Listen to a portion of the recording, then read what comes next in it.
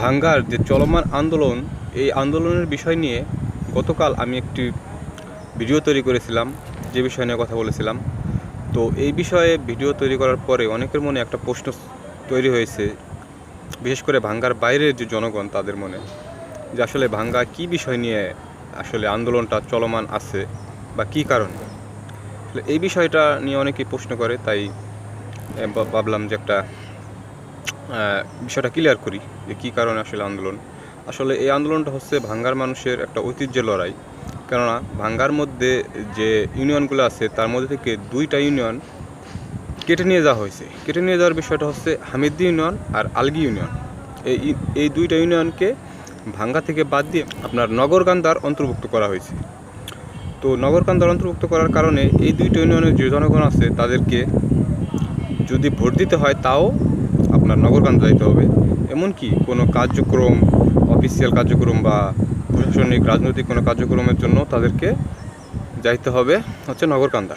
তো নগরকান্দা যাওয়ার জন্য তাদেরকে প্রায় 30 কিলোমিটার বা 35 কিলোমিটার রাস্তা পাড়ি দিতে হবে, যেখানে তাদের 2 কিলোমিটার বা 5 কিলোমিটার রাস্তা পাড়ি দিলেই বর্তমানে হয়ে যায়।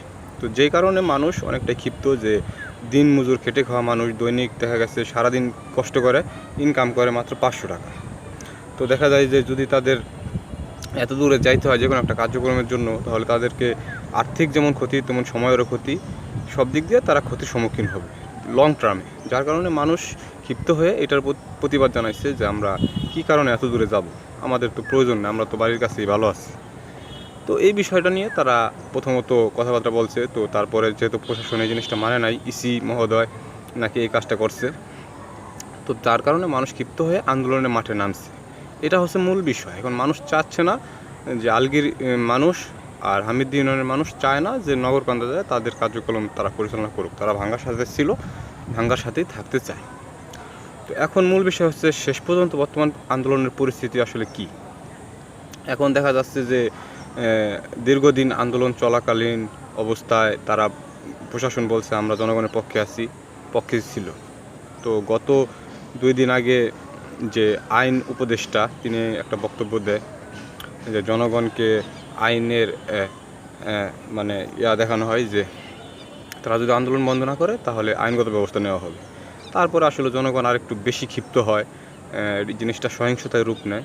তারপরে আন্দোলন আরও বেশি প্রভাব বিস্তার করে। তার এই কথা বলার কারণে মানুষ আরও বেশি ক্ষিপ্ত হয়।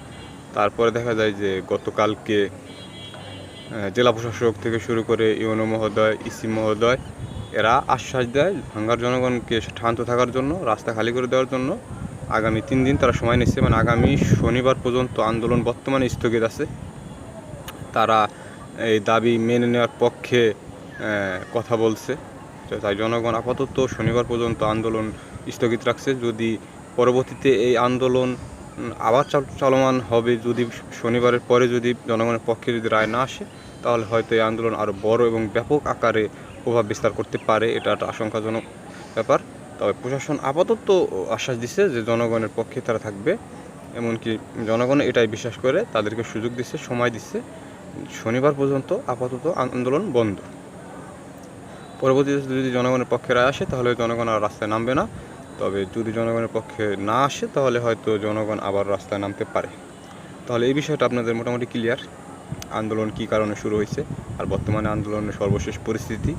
এই বিষয়টা ক্লিয়ার করার জন্য আসলে ভিডিওতে আসা, কারণ অনেকে এই বিষয়টা জানতে চাইছে যে কী বিষয়ে আন্দোলন চলছে, বিশেষ করে ভাঙ্গার বাইরের মানুষ যারা, ভাঙ্গার মানুষ তো জানি।